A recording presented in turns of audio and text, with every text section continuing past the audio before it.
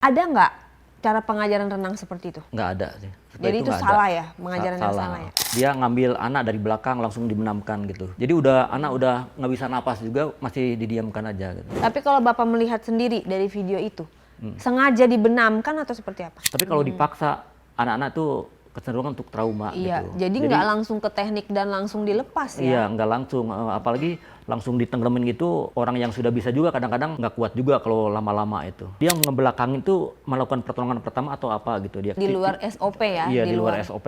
Dilihat dari itu sangat apa? Sangat aneh Sangat gitu ya? aneh. Janggal gitu ya? Janggal karena anak udah gelagapan, masih didiamkan aja gitu.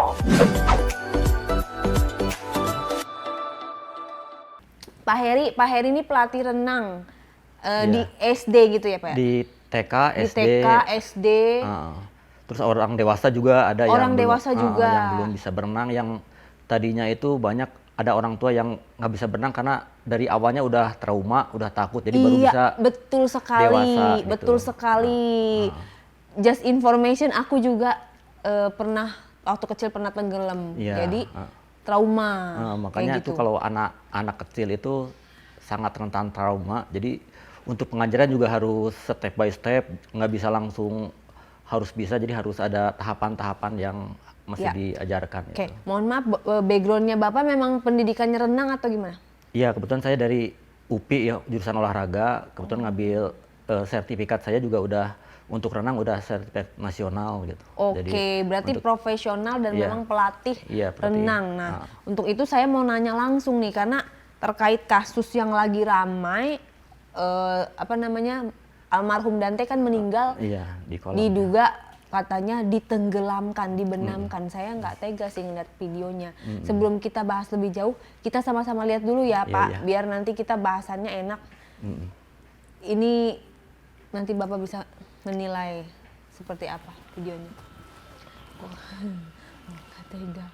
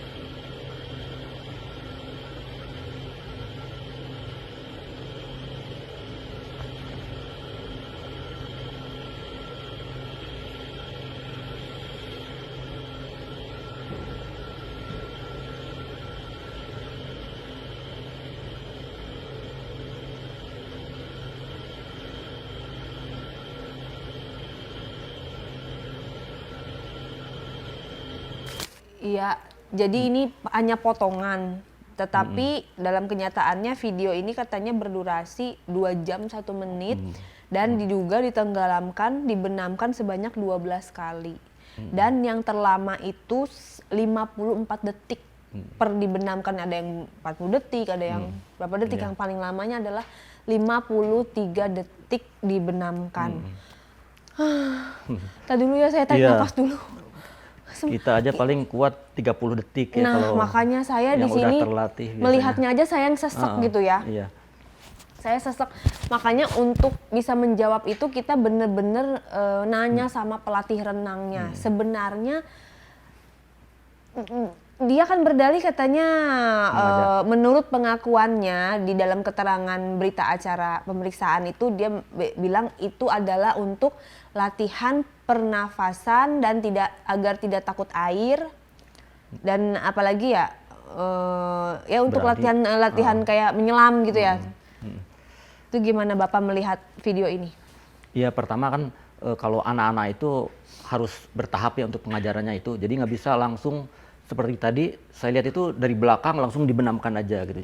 Jadi mestinya itu kita berhadapan, bercanda dulu atau gimana gitu. Coba tiup air dulu. Nah kalau udah bisa tiup air sampai hidung, sampai muka, kalau udah bisa berani, baru kita coba tenggelamkan juga barengan sama kita gitu. Dengan durasinya juga nggak lama, paling 5 detik. Udah semakin lama semakin bisa ditambah 10 detik. Jadi tapi nggak terlalu lama sampai 30 atau 20 detik ke atas gitu. Berarti normalnya orang dewasa saja itu maksimal dia di bawah air itu berapa tanpa ada alat bantu?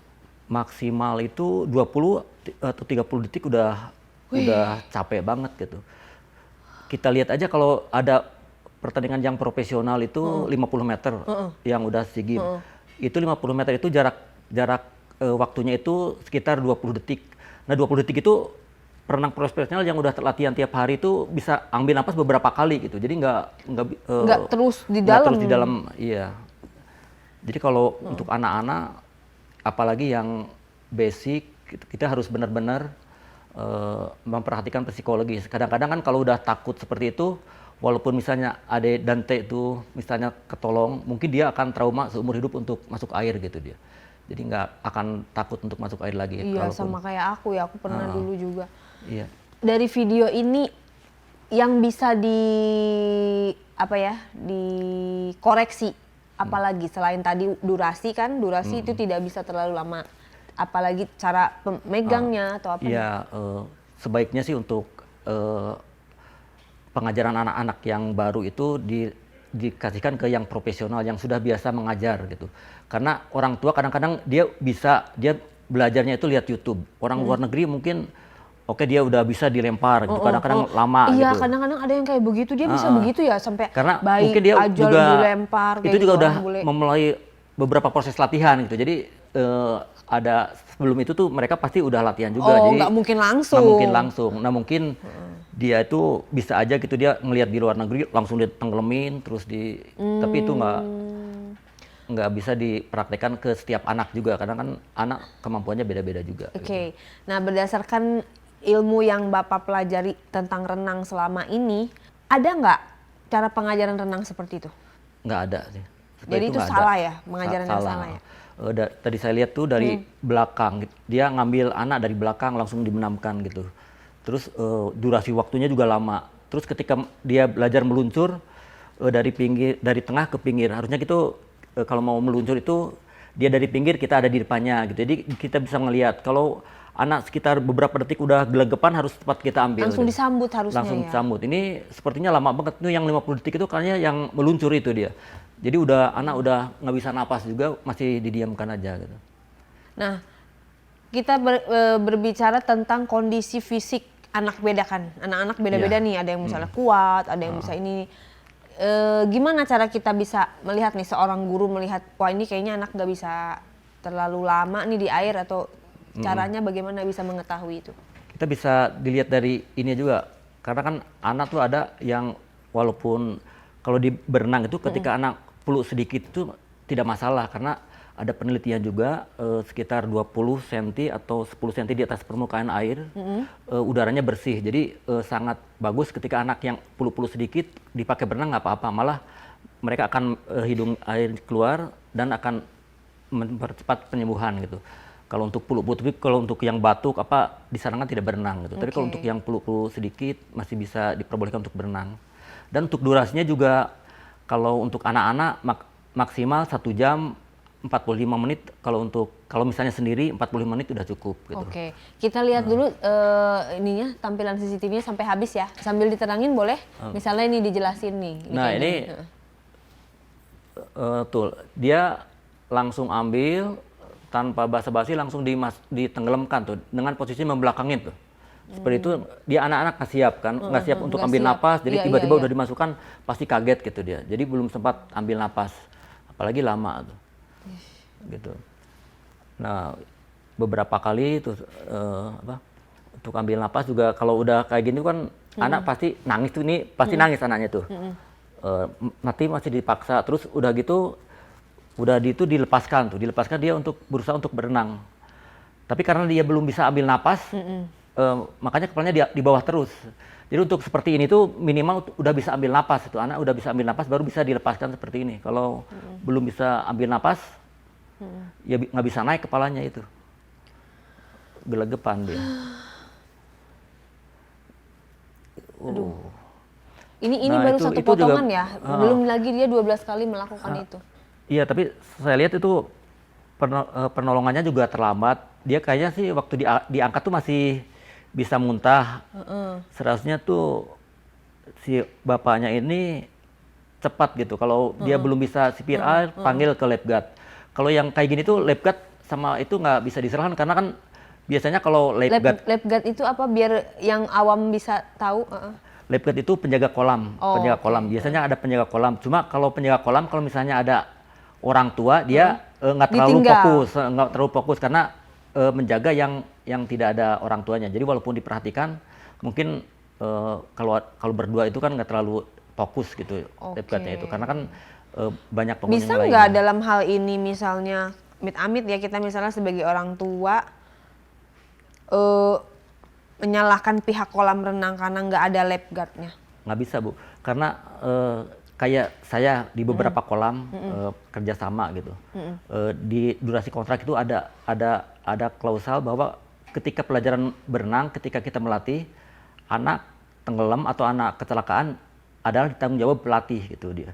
Jadi saya berani menandatangani itu karena kita emang tanggung jawab kita gitu. Ya, ketika dia pelatih ya. Ketika kan mereka ada di kita baru tanggung jawab saya. Iya. Tapi ketika udah selesai baru kita yang pihak manajemen atau lab guard yang bertanggung jawab. Tapi kalau ketika kita melatih, kita yang bertanggung jawab sepenuhnya dengan keselamatan anak-anak gitu. Iya. Tapi kan dalam hal ini dia bukan pelatih ya. Dia mungkin dibilangnya ya adalah orang tua dari si anak itu karena kan pihak keluarga lah seperti itu ya. Tapi kalau Bapak melihat sendiri dari video itu, sengaja dibenamkan atau seperti apa? Sepertinya sih dia melihat orang yang belajar berenang, terus mungkin gini caranya, jadi dia disamakan gitu sama orang yang sudah bisa. Tapi kan dia belum tahu bahwa ada tahapan-tahapan. Jadi gerakan seperti itu dilakukan dalam tahap yang keberapa gitu. Jadi ibu-ibu ya, netizen, jangan pernah menitipkan orang, apalagi anak kita kandung, bukan yang terhadap profesional, dan itu pun harus didampingi kalau menurut saya, bener nggak? Kadang-kadang Bapak kalau ngajarin suka ada orang tuanya mendampingi ya Pak? Iya, ada orang tuanya gitu. Itu juga kita tetap harus pantau. Aduh. Apalagi anak-anak yang kadang-kadang udah merasa bisa juga, ketika ada temannya juga yang belum bisa, dia merasa bisa berenang berdua, sering kejadian itu tenggelam karena kan yang belum bisa itu biasanya mengejar gitu. Yang udah bisa. Nah, yang udah bisa merasa bisa, jadi dia ayo kita berenang sama saya, udah bisa, padahal dua-duanya bisa tenggelam itu karena kan dalam teknik penolongan juga ada juga gitu. Jadi kalau yang belum bisa, anak-anak di bawah umur 10 tahun itu emang harus didampingi orang tua. Iya, jadi berenang itu gampang-gampang susah ya. Iya, ada tekniknya juga ada teknik untuk dan nggak bisa juga, sembarangan ya.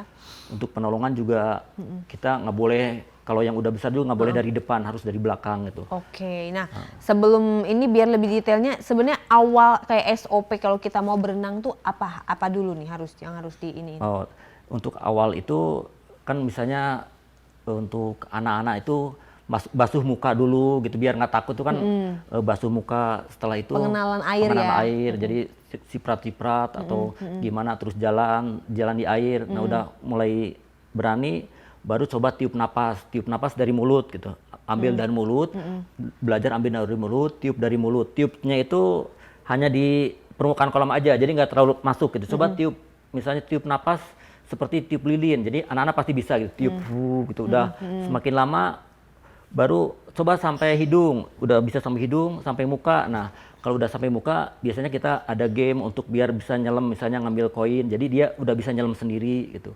Kalau seperti itu bisa sih, kalau udah berani, udah senang di air, lebih cepat bisa anaknya. Tapi kalau dipaksa, anak-anak tuh kecenderungan untuk trauma gitu. Jadi nggak langsung ke teknik dan langsung dilepas ya? Iya, nggak langsung. Apalagi langsung ditenggelamin gitu, orang yang sudah bisa juga kadang-kadang nggak kuat juga kalau lama-lama itu. Kalau ada kejadian yang seperti itu, orang tadi itu kehabisan nafas atau terlalu minum air terlalu banyak, apa yang harus pertama kita lakukan, pertolongan pertama? Pertolongan pertama itu kalau misalnya pingsan itu kita Keluarkan air gitu ya, CPR atau enggak diangkat gitu. Jadi mulutnya lebih tinggi. Biasanya kalau udah di CPR itu airnya keluar air dari mulutnya mulut. di bawah atau Iya, mulutnya? diangkat atau setelah itu bisa kalau misalnya pingsan itu bisa CPR gitu. 5-1 bisa 5 tekanan, 1 kali tiup napas gitu.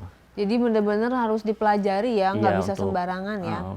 Tadi itu sepertinya itu penolongan pertamanya terlambat. Gitu Terlambat. Padahal Harusnya dia pas kuncinya naik sebenarnya itu, di pertolongan pertama itu mungkin masih bisa iya, ya. tapi saya nggak tahu juga tuh dia ngebelakangin tuh melakukan pertolongan pertama atau apa gitu dia. Karena kan pas naik itu kelihatan masih bisa muntah, bisa bergerak gitu ya. Iya bener, masih hidup Masih pas hidup, dia iya. naik itu. Sebenarnya masih Pas ngebelakangi kita nggak tahu apa yang dikerjakan, apa melakukan pertolongannya gimana atau salah pertolongan apa gimana gitu. Kalau yang sepengalaman Bapak nih, kalau misalnya ada yang tenggelam, itu biasanya itu langsung pertolongan pertama langsung sembuh, atau yang udah parah sampai ke rumah sakit dulu, baru meninggalnya di rumah sakit, atau meninggal di tempat, atau seperti apa sih kalau yang Macam-macam juga sih. tenggelamnya Kadang-kadang ada yang sampai parah? tenggelam ketahuan udah itu nggak bisa ditolong, misalnya udah CPR udah nggak bisa ditolong. Kadang-kadang ada juga yang udah bisa ditolong. Misalnya yang pertama itu yang penting ada CPR, udah bisa napas, langsung dibawa ke rumah sakit. Karena kalau udah air masuk ke paru-paru juga agak berat gitu. Jadi harus segera ke rumah sakit. Jadi pertolongan pertama hanya untuk menyadarkan dia supaya cepat pulih aja gitu. Tapi untuk pertolongan yang semestinya itu cepat dibawa ke rumah sakit. Biasanya sih kalau kolam-kolam yang udah bagus itu ada oksigen juga gitu, biasanya tuh udah disiapkan gitu. Jadi sebenarnya kalau kolam yang bagus selain oksigen yang disiapkan juga ada apa lagi? P3K terus oksigen sih, terus kayak lifeguardnya tuh udah tahu gitu cara-cara pertolongan pertama gitu. Oh iya, dididik ya dan biasanya itu jadi nggak ke anak kecil aja yang tenggelam itu, kadang-kadang orang dewasa juga ketika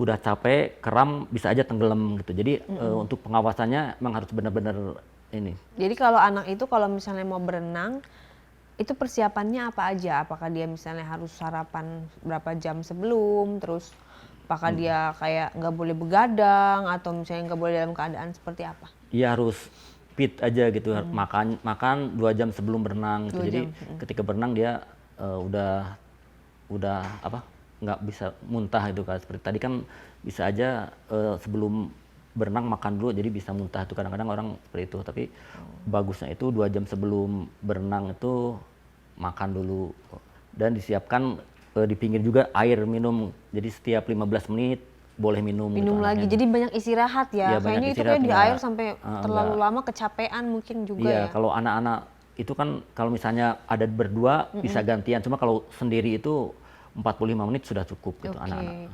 Nah berarti berapa kali, kan paling lama anak-anak itu 45 menit.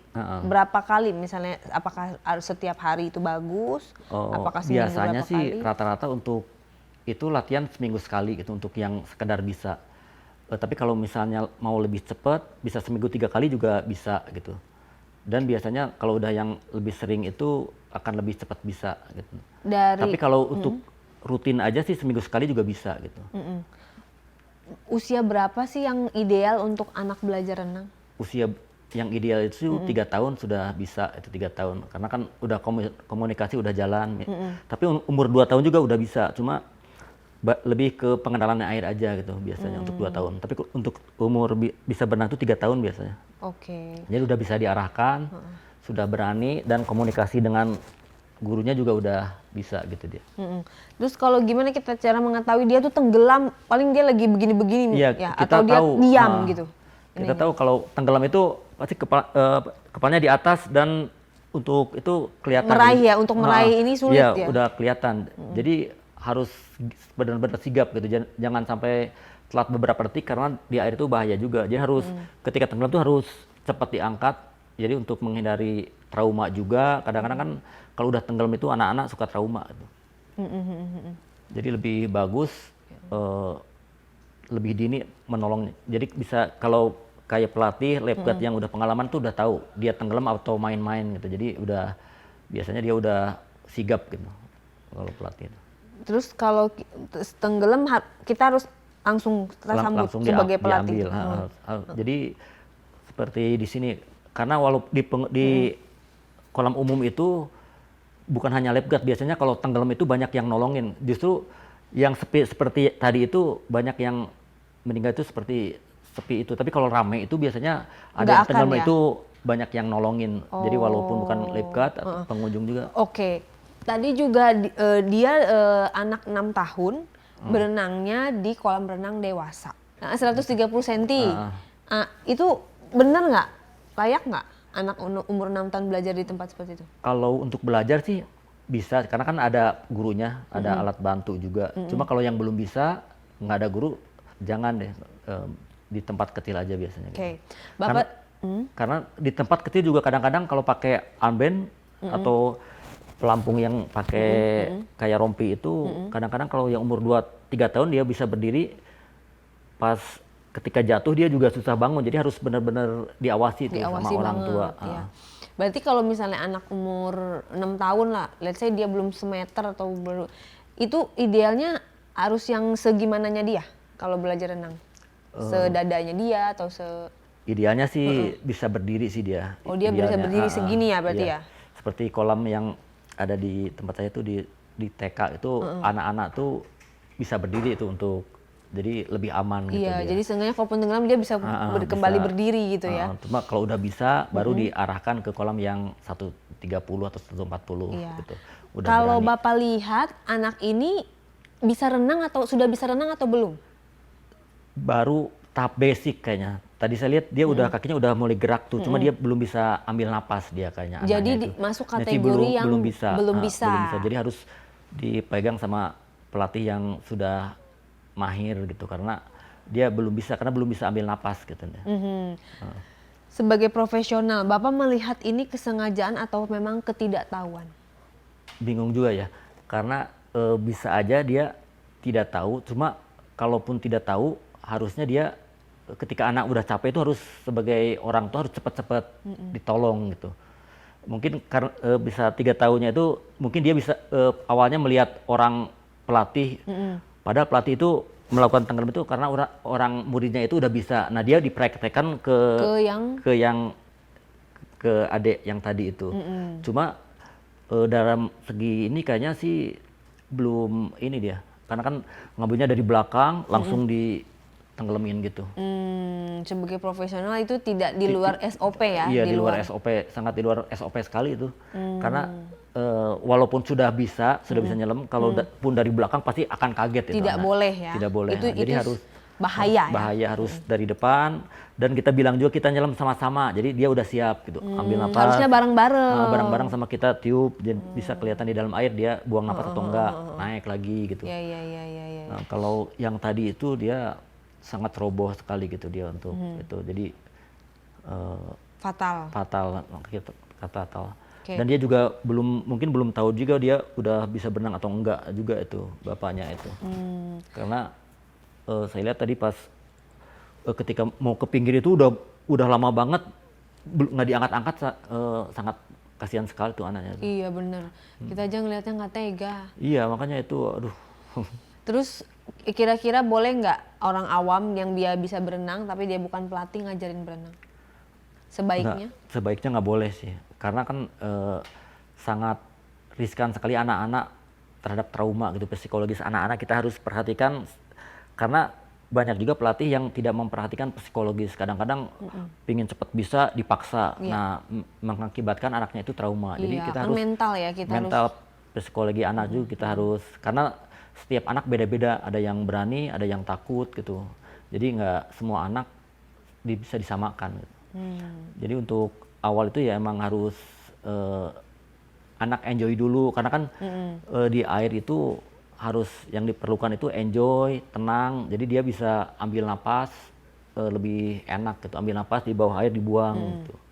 Biasanya berapa lama sih kalau untuk anak-anak ya untuk bisa, dia bisa beradaptasi dan dia bisa berenang sesungguhnya gitu, dari biasanya nol sih sekali berapa lama, berapa kalau bulan? untuk anak-anak 16 kali pertemuan. Jadi untuk seminggu sekali, misalnya 3 bulan Baru. udah bisa. Jadi itu juga yang nggak trauma. Biasanya kalau ada yang anak yang trauma itu bisanya lebih lama lagi gitu. Jadi ada yang bisa cepat, ada yang bisa lama. Tapi dalam 16 kali pertemuan itu biasanya sih udah ada perkembangan, udah ada progresnya. 3 bulan berarti ya? 3 bulanan, 3 bulan, 4 bulan udah kalau seminggu sekali ya. Tapi kalau misalnya seminggu 3 kali biasanya lebih cepat biasanya. Kalau kita bisa beda tenggelam di kolam sama tenggelam di laut, itu jauh berbeda atau sama aja, sama-sama bisa lewat? Sama aja, kalau di laut malah lebih ini ya, karena ada arus bawahnya lebih cepat ininya dia. Lebih apa? Kalau di laut emang harus yang udah ini aja, harus ahli atau anak-anak. Berarti di laut lebih dahsyat ya. Kadang-kadang yang udah bisa berenang juga kalau di laut itu nggak akan bisa. Iya, karena ada arus di bawahnya yang kencang, jadi kita berenang juga nggak nyampe-nyampe, jadi capek, kram, nah itu yang bisa bikin tenggelam gitu. Karena melawan arus kalau di laut. Cara berenangnya sama nggak di laut sama di kolam renang? Sama sih kalau berenang, lebih misalnya untuk di laut itu kan kalau gaya dada itu agak berat kalau di laut, tapi lebih bagus di gaya bebas karena kan di permukaan. Kalau di gaya dada kan kakinya di dalam air, ada arus, jadi untuk dorongannya lebih berat. Tapi kalau di atas gaya bebas lebih. Kalau misalnya orang tenggelam, terus ngelihat kan kita bisa berenang, udah pasti bisa belum kita nolongin orang itu yang tenggelam itu? Belum tentu, karena kan ada teknik juga untuk menolong orang tenggelam itu, ada teknik. Kalau nggak tahu malah bisa dua-duanya tenggelam. Ada beberapa kejadian tuh di anak SMP, dia merasa udah bisa, anaknya tenggelam, dia tolongin, akhirnya dua-duanya meninggal gitu. Karena kan yang di depan, kalau nolongin dari depan pasti yang tenggelam itu akan berontak untuk pasti meraih gitu ya? Meraih dia. Nah yang itu tenggelam dua-duanya, terus ada pengawasannya kurang, bisa mengakibatkan meninggal. Jadi hati-hati juga ya, kadang-kadang ada yang bercanda, anak-anak nih kadang-kadang cemplungin ulang tahun, ternyata si ulang tahunnya nggak bisa renang, mati lah dia kan. Aduh, jangan macem-macem deh untuk air ya, ngeri ya. Iya, kalau emang di air tuh lebih bahaya kalau nggak bisa berenang. Walaupun bisa berenang juga, kalau temannya nggak bisa, terus dia merasa bisa, terus ngajak temannya tenggelam, dia nolongin, ya bisa dua-duanya, karena kan yang ditolongin itu akan berontak untuk menarik yang sudah bisa itu.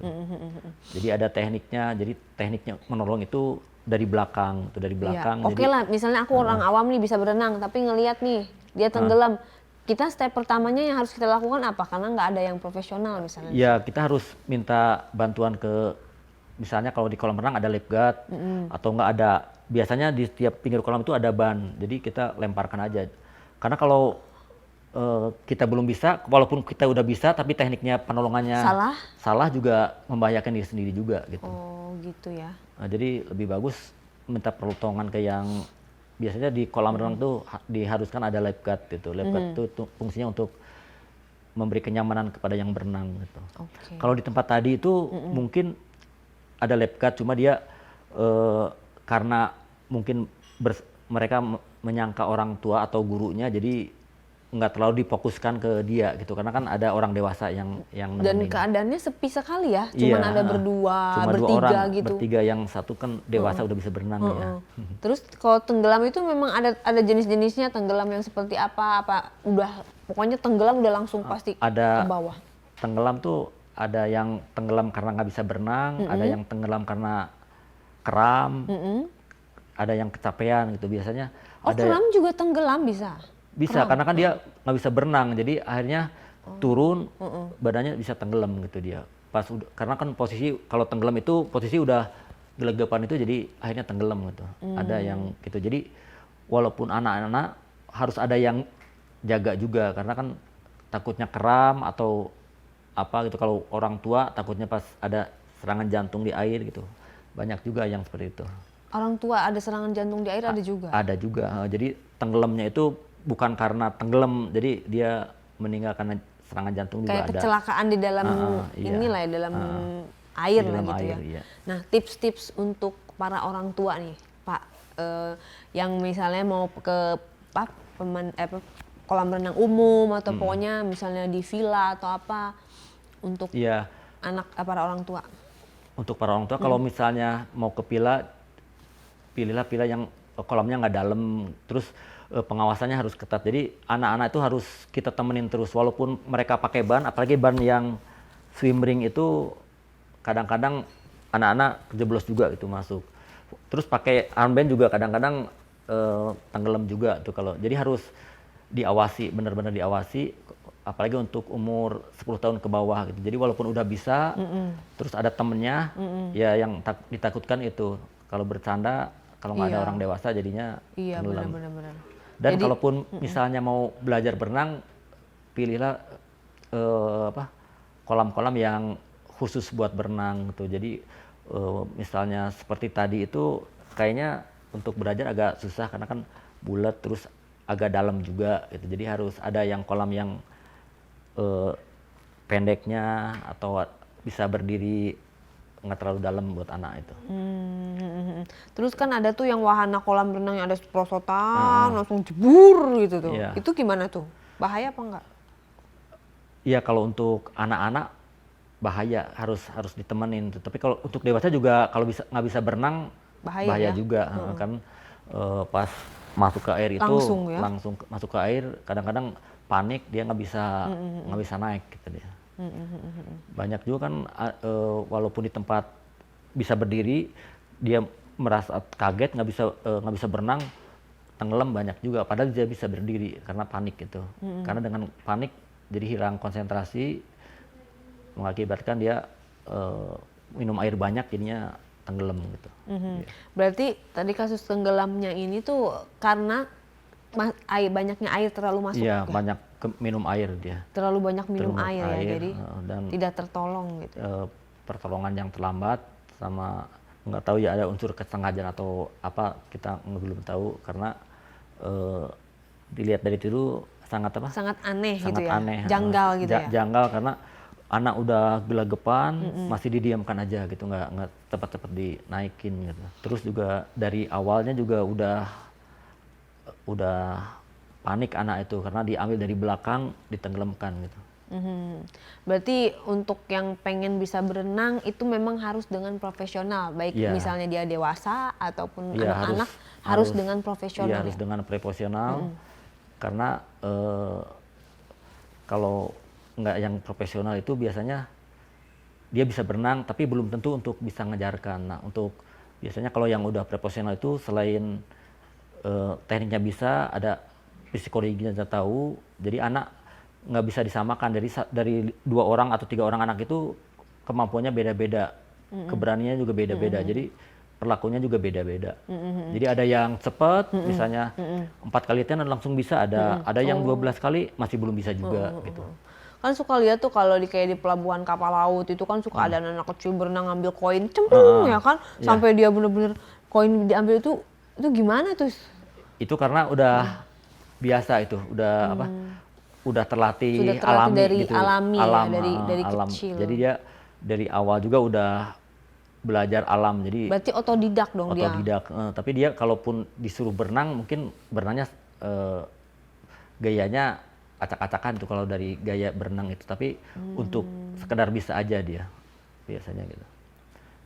Kayak gitu ya. Nah kalau misalnya orang setrauma apapun tetap bisa balik lagi untuk belajar. Pelan-pelan ya. Biasanya untuk yang trauma itu harus pelan-pelan lagi, dipupuk lagi keberaniannya, percaya dirinya, jadi dia bisa balik lagi gitu. Gimana cara memupuk keberanian? Kan kita nggak mungkin belajar teknik dulu nih sama dia, boro-boro teknik, gua ngeliat air aja takut kan gitu. Iya, itu misalnya dari awal lagi, misalnya tiup napas biar nyaman dulu. Walaupun sudah dewasa.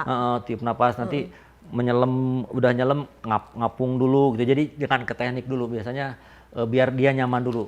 Kan ada yang ngapung dulu, udah mulai nyaman, baru kita diarahkan ke gaya. Dan kita bisa memakai alat bantu, misalnya papan atau kaki katak gitu. Jadi dia lebih percaya diri. Kadang-kadang kalau yang trauma itu udah bisa, cuma dia ketika lepas papan itu panik lagi. Jadi harus ya kita harus pakai alat bantu lagi biasanya gitu. Alat bantu biar bisa pede, nanti kalau udah mahir udah bisa baru ada beberapa yang udah dewasa juga seperti itu. Jadi pernah trauma, sangat takut kalau nggak dipegang gitu. Jadi harus dia udah bagus berenangnya udah bisa, cuma karena takut jadi ketika nggak dipegang itu panik gitu. Jadi nggak jalan. Jadi harus tetap dipegang. Misalnya walaupun hanya nempel, tangan nempel aja dia berani gitu. Jadi nggak dipegang dibantuin. Jadi asal ada pegangan untuk nempel aja gitu dia. Misalnya. Ada pantangan nggak yang nggak boleh dilakukan pada saat di kolam renang, pada saat berenang? Nggak ada sih, paling nggak boleh makan aja ketika itu. Jangan terlalu abis makan langsung renang gitu ya? Iya, jangan abis makan berenang, terus minum sih nggak apa-apa, kalau minum bagus malah. Kalau sepengalaman Bapak melatih gitu ya, udah berapa tahun Bapak melatih?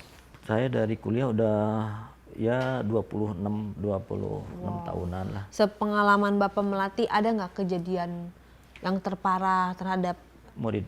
kondisi murid? Atau ada yang Alhamdulillah aneh? sih nggak ada ya. Alhamdulillah karena faktor keselamatan dan kita kan profesional. Jadi kalau misalnya ada anak yang tenggelam atau yang trauma itu jadi ke kitanya juga kurang bagus gitu. Jadi orang tua bisa Karena ke track dia, record track juga record ya. gitu. Jadi memang harus dijaga betul. Kita harus menjaga nambah baik pelatih juga gitu. Jadi kita nggak terlalu memaksa untuk anak cepat bisa berenang, tapi anak bisa nyaman. Kadang-kadang orang tua juga mengerti gitu kalau anaknya yang misalnya trauma atau takut atau hiperaktif, mereka nggak menuntut cepat bisa. Yang penting olahraga terus bisa koordinasi kaki, tangan dan napasnya itu bagus, dia udah seneng. Walaupun masih belum bisa dan bisanya agak lama, nggak apa-apa. Yang penting biasanya tuh nggak trauma gitu dia. Yang penting nggak trauma. Kalau udah nggak trauma, udah berani untuk mengarahkan ke gayanya lebih cepat dia. Udah pasti kalau orang nggak bisa berenang itu pasti akan tenggelam, Iya, ya kan? Pasti kena kolam dalam, udah pasti akan langsung masuk gitu. Iya. Adakah yang bisa dilakukan untuk meminimalisir itu walaupun kayaknya sulit, kecuali ditolong sama orang lain? Iya, ya harus tahu diri gitu.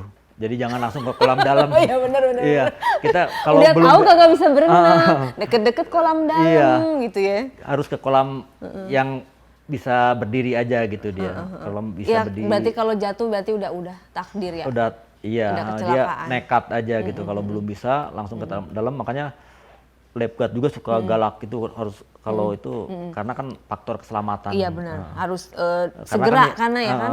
Kalau iya, terlambat selesai ya. Iya, karena kan kalau yang belum bisa ditolonginya juga berat juga karena kan dilemparin pelampung juga dia Belum nggak bisa ngeraih. Iya, Terus benar. kalau ditolongin juga pasti tenaganya lebih besar kalau yang orang yang tenggelam itu dia ngamuk gitu kan biasanya.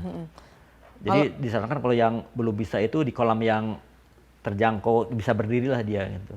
Bisa berdiri walaupun misalnya karena kan banyak juga yang untuk terapi berenang itu kayak punggung itu bisa aja jalan di pinggir kolam di dalam air jalan juga nggak apa-apa itu. Untuk pemula gaya apa yang paling mudah dipelajari? Untuk pemula biasanya kita pakai gaya bebas karena dasar ya. Kalau udah bisa gaya bebas ke yang lain lebih gampang. Jadi kalau bisa bebas ke gaya punggung, ke gaya kupu bisa satu kali latihan juga bisa. Ke gaya dada juga bisa. Kalau zaman dulu sih gaya dada dulu. Cuma kalau dari gaya dada dulu itu ke gaya yang lain lebih susah. Jadi sekarang itu udah teknologi udah itu jadi gaya bebas lebih bagus untuk agak lama. Cuma ke gaya yang lain lebih gampang. Gitu. Beda fungsi ya atau memang ada manfaatnya masing-masing? Iya beda fungsi. Kalau gaya bebas tuh lebih buat lebih cepat gitu. Dia untuk olahraganya karena kan kaki, tangan semuanya gerak bergerak. semua. Kalau di gaya dada itu kan ada saat berhenti, terus gerakan kakinya juga kaki sekali, tangan sekali, gitu. Jadi untuk gaya dada itu biasanya untuk berenang rileks aja gitu dia untuk kalau orang dewasa biasanya untuk. Tapi walaupun itu semuanya juga pasti Harus bisa dipelajari ya. pelajari. Karena kalau udah bisa bebas pasti gaya yang lain lebih gampang. Cuma kalau udah bisa gaya dada, karena udah enak, ke gaya yang lain agak males biasanya. Karena udah enak di gaya dada gitu dia. Oh gitu. Itu kan ada yang aku pernah lihat suka ada yang ngambang otomatis gitu kayak Iya. kayak melambung apa sih? Iya itu Sampai mamaku aja sering kalau berenang tuh iya kayak kalau gitu. anak-anak sih rata-rata bisa tuh, anak-anak yang rileks, ngapung gitu. Ngapung. Bisa sih asal kita rileks, pengaturan napasnya bisa, ngapung lebih gampang sih dia. Biasanya, tapi itu juga harus sudah bisa berenang dulu, kalau belum bisa tetap panik gitu Iya. dia. Amit-amit ya kalau misalnya orang udah meninggal karena tenggelam itu dia berarti nggak mungkin mengapung ya? Atau Masih dalam keadaan meninggal dia tenggelam di bawah dulu beberapa di bawah. aja. Di bawah. Berarti dia tidak mengapung ya? Iya, di bawah dulu. Tapi kalau udah lama baru itu. Jadi makanya harus cepat-cepat ini juga. Jangan sampai yang pernah kejadian itu yang udah di bawah itu karena kolamnya kotor jadi nggak kelihatan kan biasanya gitu, nggak kelihatan sampai bawah. Tapi kalau kolamnya bersih sih insya Allah kalau kolamnya rame bersih pasti banyak yang nolongin juga selain petugas gitu. Paling banyak tenggelam itu karena faktor apa? Biasanya yang nggak bisa terus udah bisa kecapean gitu, bisa kram atau bisa Serangan jantung tadi ya? serangan jantung atau dia mencoba menolong orang yang tenggelam juga dia bisa tenggelam juga gitu dia. Ternyata tidak bisa dianggap sepele ya Iya, hal seperti ini. Berarti ini adalah edukasi nih Ani Bani, netizen ya ibu-ibu di rumah. Jangan anggap sepele berenang. Oh di situ aja berapa kali langsung bisa. Kan anak kita belum tentu ya Iya, bisa ada. sama dengan seperti orang lain. Beda-beda anak, beda kemampuan. Itu ada yang Betul. cepat, ada yang lama. Dan menjadi prioritas. Kadang-kadang, ih mama mau belanja dulu kamu sama sini. Lebih penting belanja gitu, lebih Iya. penting hal-hal yang lain daripada anak. Emang sih bener-bener menjadi ibu tuh sangat sulit ya, karena harus memprioritaskan anak di tengah segudang kesibukan yang banyak gitu kan. Ngurus suami, ngurus bisnis, ngurus apa segala macam. Tapi anak kita tuh ternyata penting dan harus karena nggak boleh lepas dari pantauan Iya. kita ya. Iya, harus. Dan berenang itu sekarang itu di kurikulum SD sudah wajib itu, SD, SMP, SMA itu udah berenang itu udah wajib. Nah untuk itu diajarkan sejak dini lebih bagus Iya. gitu, lebih cepat Nah, itu dia. aku mau nanya kan kalau berenang SD ini SD-nya satu kelas, Heeh. gurunya satu nih. Ini gimana cara ngajarin renangnya rame-rame, sedangkan kita harus fokus satu. Pasti ada yang tenggelam lah, ada yang main air. Gimana itu caranya Biasanya sih ngejagainnya? kalau pernah saya lakukan dibagi-bagi, misalnya ada yang belum bisa, ada yang bisa, bisa. ada yang mahir gitu. Biasanya dibagi-bagi. Dan kalau di Kelompok sekolah gitu ya? itu untuk bisa tuh agak susah karena kan dalam satu semester atau itu paling berapa atau satu bulan mungkin satu kali dan itu nggak akan bisa berenang gitu kalau cuma sebulan sekali atau satu semester 6 kali itu agak susah untuk berenang. Nah, makanya itu Ya. harus belajar mandiri gitu, misalnya dengan guru profesional Iya, atau gimana berlatih gitu. dengan profesional Karena ya. kalau di sekolah kan dengan murid yang banyak, terus waktu latihannya juga mungkin cuma 1 jam, terus Dan dalam banyak sebulan orang gitu dalam ya. sebulan cuma 3 kali atau 2 kali. Untuk di sekolah sih kadang-kadang dalam satu semester itu cuma 3 kali berenang baru pengambilan nilai gitu. Jadi nggak akan dapet ininya bisa berenangnya kalau dengan sebulan sekali itu agak susah. Dan biasanya yang bisa itu yang udah belajar berenang. Iya. Penting juga ya berenang ya, setiap orang kayaknya harus bisa berenang juga Iya, ya harus untuk kalau bisa. misalnya Apalagi kita sekarang kolam renang banyak ya, ada yang terjangkau juga harganya. Gitu. Kalau kita melawan arus bisa nggak? Kalau lagi kan kadang suka ada yang rafting, jatuh, akhirnya meninggal, terbawa arus, padahal itu nggak dalam. Berenang di arus ya? Iya, kayak sungai gitu. Kayak bisa sih, kalau berenang di arus kan kita asal kepala di atas aja, kita misalnya ke gaya dada aja bisanya. Karena Tapi kan tidak bisa melawan arus. nggak bisa. Harus ngikutin arus ya. Kalau itu lebih bisa sih cuma berat aja gitu, lebih staminanya lebih harus untuk profesional bisa itu kalau Iya, melawan karena arus nggak itu. sebanding ya kekuatan manusia dan kekuatan arus dari Iya. alam itu nggak akan bisa. Kecuali kalau ngikuti arus sih gampang kan, cuma gini aja bisa jalan. Tapi kalau untuk Menyesuaikan. melawan arus agak susah. Gitu. Untuk profesional juga berat juga. Ya. Nah kalau Bapak sendiri misalnya melatih nih kan dapat ada klien gitu ya misalnya yang orang tua, itu selalu didampingi orang tua atau memang dilepas Ada oleh orang yang- tuanya biasanya? Biasanya sih ada yang dilepas kan, orang tua juga biasanya nanya, Pak, Bapak ngajar di mana? Biasanya kalau saya bilang ngajar di sekolah, mereka lebih percaya Lebih gitu kan. aman gitu ya, Lebih lebih aman, oh safety. udah profesional, udah ini. Biasanya kan saya ada beberapa kolam juga di luar gitu, jadi kadang-kadang karena kolamnya dekat mall, orang tua bisa nunggunya di mall karena udah percaya gitu. Dan kita udah jamin juga gitu, karena kan kita ada kontrak juga dengan kolam renang. Ketika mereka dengan kita, tanggung jawab 100% di kita gitu untuk keselamatannya. Jadi Berarti tugas Bapak berat sekali ya, istilahnya mengajarkan berenang dan dapat titipan anak karena orang tuanya pada ke mall. Hello, ini orang tua pada ngapain di mall? Hey.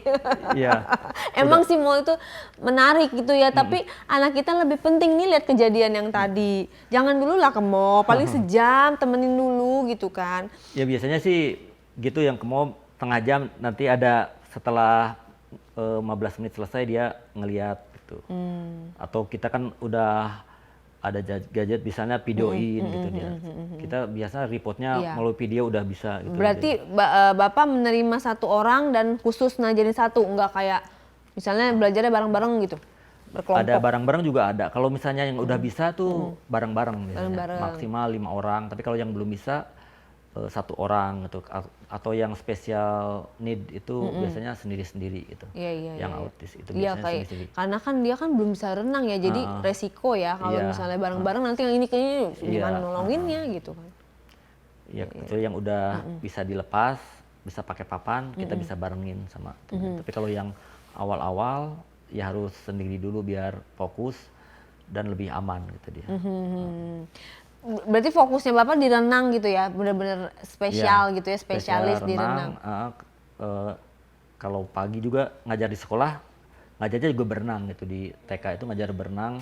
Dan bagusnya itu sekolah di TK itu pelajaran berenangnya itu wajib gitu. Jadi dalam sebulan itu 4 kali. Jadi Sebelum 4 kali seminggu sekali dong. seminggu sekali. Ya dia udah kurikulumnya udah berenangnya seminggu sekali. Jadi nggak, kalau yang di SD Baru jarang. seminggu 2 kali. Tapi kalau di TK itu kita targetnya sudah bisa berenang. Jadi ke SD itu udah bisa berenang. Kenapa Bapak pilih renang? Ngajar berenang. Alasannya.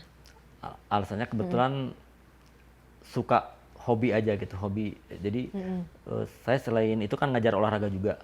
Kalau olahraga sepertinya kalau ngajar olahraga itu lebih capek daripada ngajar berenang. Kalau berenang itu kita lebih enjoy karena kadang ada gamenya, main-main sama anak gitu.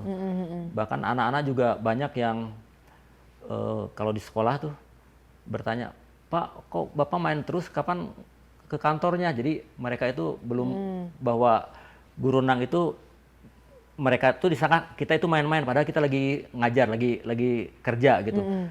Tapi kalau anak-anak itu memandangnya kita tuh lagi main-main, karena kita happy itu main sama anak. Jadi anak-anak itu kadang-kadang, Pak, kok Bapak di sini terus nggak kerja-kerja, padahal kan lagi kerja gitu dia. Jadi kalau berenang tuh head on gitu ya, santai. Iya, santai. Disangkanya itu kita lagi main-main aja gitu, padahal Iya, kita padahal itu lagi membutuhkan kerja, teknik dan apa namanya, untuk bisa mengajar itu kan Bapak juga menimba ilmu dulu gitu ya. Ilmu harus sertifikat juga. Dan gitu. bersertifikat. Berarti Bapak bersertifikat nih ya? Iya, sertifikat saya nasional gitu. Wah, udah luar biasa. nasional. Sertifikat berenang. Kita kalau melihat kejadian beberapa waktu lalu kan ada kejadiannya almarhum Eril juga, anaknya Ridwan Kamil yang hanyut Iya, di, di kali ya, di sungai di luar negeri ya, di mana itu? Di Swiss, Swiss. Karena itu kan sungai yang paling lebar sedunia ya kalau nggak salah ya. Paling dingin juga ya. Iya gitu. Wah, itu kan berarti kan dia bisa renang bukan jaminan juga ya? Iya, karena mungkin ketika ada arus bisa aja dia nabrak, jadi nabrak sesuatu batu atau di bawah, jadi dia mengakibatkan dia nggak bisa berenang gitu, bisa terus ke bawah arus karena kan agak susah juga, arusnya lebih kencang kalau itu harus benar-benar walaupun profesional tuh lebih berat sih kalau di apalagi dengan ini dingin ya, dengan air yang Air dingin itu pasti kondisi bisa tubuh ya. kram juga, jadi dia mungkin bisa aja nggak bisa berenang karena kram gitu. Kalau di laut katanya ada yang laut yang tenang gitu. Arusnya kuat itu sebenarnya atau gimana? Sekarang sih banyak yang berenang yang perlombaan terbuka, udah banyak yang di laut.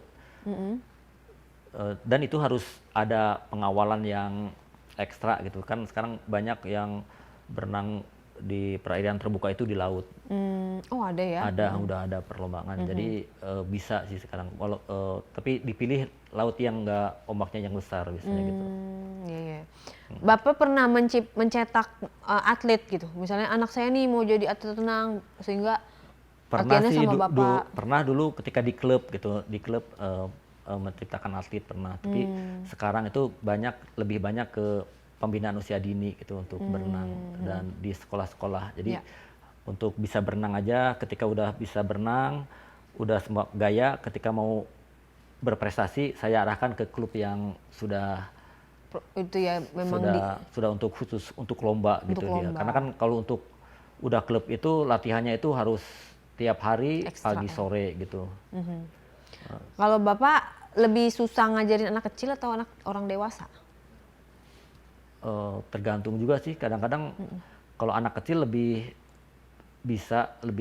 nggak banyak nawar, kalau orang dewasa itu lebih Udah banyak tua, nawar. udah tua, Baru udah cukup dulu gitu biasanya gitu dia.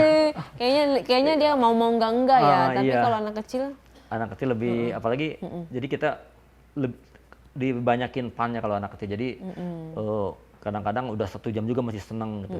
Jadi yang penting anak untuk berenang itu senang dulu, ketika udah senang dia akan hobi, ketika udah hobi dia akan mudah untuk diarahkan ke berenang. Dan kebetulan yang saya ajarkan itu rata-rata mereka itu untuk kesehatan aja, untuk bisa berenang aja gitu. Jadi untuk yang mau ke prestasi itu ada beberapa juga, tapi paling saya arahkan kalau yang mau benar-benar mau ikut ke PON atau SEA Games diarahkan ke teman yang ada yang khusus pegang gitu. Oke. Dari kesimpulan ini Bapak melihat video ini, apa yang Bapak bisa simpulkan dengan pengetahuan yang Bapak punya selama ini, pengalaman yang Bapak punya dengan melihat video ini dan kejadian berita yang lagi viral ini, apa yang bisa Bapak bagikan untuk para netizen? Yaitu untuk hendaknya untuk kalau mencari mau bisa berenang harus benar-benar kepada orang yang profesional gitu, profesional, sehingga anak-anak kita itu akan dididik dari mulai basic dan tidak mengakibatkan trauma. Kalau yang seperti tadi itu pasti akan trauma, walaupun dia misalnya masih bisa ditolong, selamanya mungkin nggak akan mau berenang, mau masuk air dia. Jadi yang paling ditekankan itu psikologi anak. Jadi kita nggak boleh memaksa anak harus bisa dalam waktu 4 kali, 6 kali. Jadi kita harus step by step. Walaupun ada anak juga yang bisa dipaksa gitu. Jadi intinya kalau ke orang tua, kalau yang mau belajar berenang, ya carilah guru yang profesional. Dan orang tua juga kalau misalnya ngelihat video berenang itu jangan disamakan gitu. Mungkin orang luar kayak ngelempar-lempar anak karena dia udah sering, dan udah terlatih. Jadi kita jangan ikut-ikutan lihat di YouTube. Jangan gitu. mencontoh yang bukan kita ahli dalam bidang itu gitu. Iya. Kadang-kadang kan, itu orang bule mah bayi juga udah bisa dilempar. Padahal kan dia juga udah diajarkan sebelumnya, udah diajarkan dulu apa gitu. Jadi harus disesuaikan dengan kemampuan anak aja gitu. Keselamatan juga nomor 1 ya Pak ya? Ya, keselamatan nomor 1, karena kalau guru yang profesional itu dia berani pasang badan gitu, dia berani menanggung resiko ketika anak di bawah didikan kita, kita berani menanggung risiko untuk keselamatan gitu. Untuk keselamatan anak itu kita berani jamin. Setelah melihat video ini dan berita viral ini untuk Bapak sendiri karena itu bidangnya Bapak gitu ya, ada kayak rasa, aduh berarti gue harus lebih hati-hati lagi nih atau bagaimana? Iya, jadi miris juga itu, aduh. Karena ada juga yang bilang, oh itu guru renangnya kok gitu bang. Ada yang bilang dia guru berenang, tapi nggak mungkin juga tuh kalau guru berenang nggak seperti itu gitu. Dia dari cara ngambil anaknya juga udah salah, terus dari ketika anak udah gelagapan masih didiemin aja gitu, dia sangat lalai dan sangat ada rasa kekhawatiran. Ada juga sih, ada rasa kekhawatiran. Kekhawatirannya itu takutnya tuh pada antipati terhadap berenang. Jadi pada trauma. Jadi pada trauma, oh takut jangan main di kolam, jangan ini, takutnya tenggelam. Padahal kan dengan seperti itu kita harus lebih semangat lagi anak untuk bisa berenang, karena kalau udah bisa berenang lebih aman. Kayak orang tuanya juga ketika ninggalin, ketika pergi jalan-jalan, karena kan semua tempat wisata itu pasti kolam renang pasti ada itu, apalagi di hotel gitu. Jadi untuk biar aman itu ya anak harus bisa berenang. Harus bisa berenang. Inti dari semua ini sih sebenarnya kita sebagai orang tua itu harus cerdas ya. Maksudnya gini, bukan saya emang nggak sekolah tuh berarti gimana mau cerdas. Sekolah tidak menentukan kecerdasan, artinya orang tua yang tidak sekolah pun bisa kok untuk belajar, dalam arti ya untuk bisa lebih peduli sama anak. Intinya itu aja gitu, maksudnya menjadi penting segala sesuatu yang berhubungan dengan anak. Jangan rasa ya udah bisa gampang gitu, ngegampangin sesuatu yang sebenarnya bagi anak itu nggak gampang. Belajar berenang itu kan resikonya kalau dia nggak bisa ya dia tenggelam dan trauma. Seperti itu. Berarti Bapak juga belajar tentang psikologi juga ya dalam pendidikan renang itu ya? Ada psikologi juga, psikologi anak, sehingga kita bisa mengetahui anak itu udah kemauannya atau minatnya gimana gitu. Jadi dia kadang-kadang ada kita harus paksa, nggak boleh dipaksa juga. Jadi harus step by step biar mereka lebih senang berenang, lebih nyaman, lebih enjoy gitu. Kalau belajar renang dari YouTube misalnya, bisa nggak?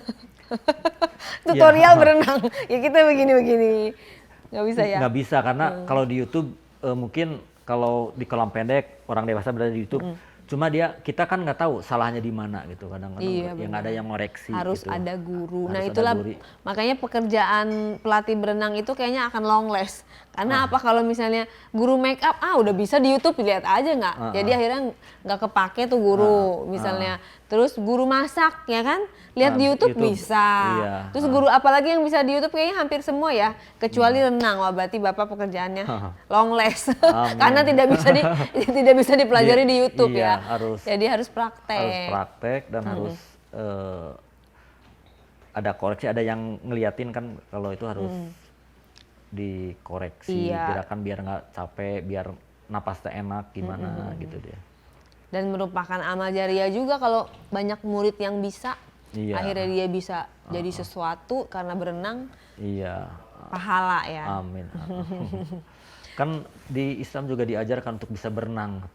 Oh iya? Bisa berenang, bisa memanah, sama berkuda. Ajarkan anakmu berenang, memanah dan berkuda. Itu ada hadis di dalam. Sunnah ya? Sunnah juga gitu. Jadi selain itu sunnah juga, dan untuk keamanan aja, karena kan negara kita juga negara kepulauan ya. Pasti kadang-kadang kita menyeberang kemana gitu. Kalau bisa berenang kan insya Allah lebih aman daripada orang yang nggak bisa berenang gitu. Jadi begitu para orang tuaku yang tersayang, Hanibaniku, tolong lebih perhatian lagi sama anak gitu ya. Semuanya penting, cari uang penting, tapi anak nomor satu. Dan quotes yang bisa diambil dari kejadian ini adalah sesuatu itu semuanya harus sesuai dengan job desk-nya. Kalau misalnya kita mau nitipkan anak ke berenang, ya berarti harus dengan guru renang. Kalau kita mau nitipkan anak untuk belajar menghitung, ya harus ke guru matematik, ya kan? Nggak bisa, ya udah dia bisa kemana, itu fatal, sesuai fungsinya, sesuai dengan job desk-nya, sesuai dengan ahlinya lah kayak gitu ya.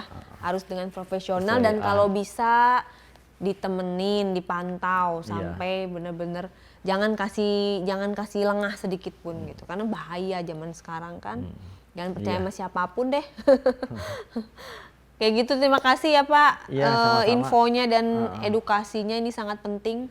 Hanya ada di diare ini pelajaran tentang renang. Karena ada kejadian ini maka kita harus belajar kembali. Mengingat kembali kalau renang itu adalah bukan hal yang bisa diajarkan siapa aja. Iya, bisa diajarkan siapa aja dan bukan hal yang bisa sembarangan gitu orang belajar gitu. Semua ada tekniknya dan harus profesional. Terima kasih, semoga Bapak sehat. Amin. Terus bisa ngajarin. Nanti anak saya belajar renang sama Bapak bisa nggak nih? Bisa Bu. Oke, terima kasih Pak. Sampai ketemu lagi. Assalamualaikum. Waalaikumsalam.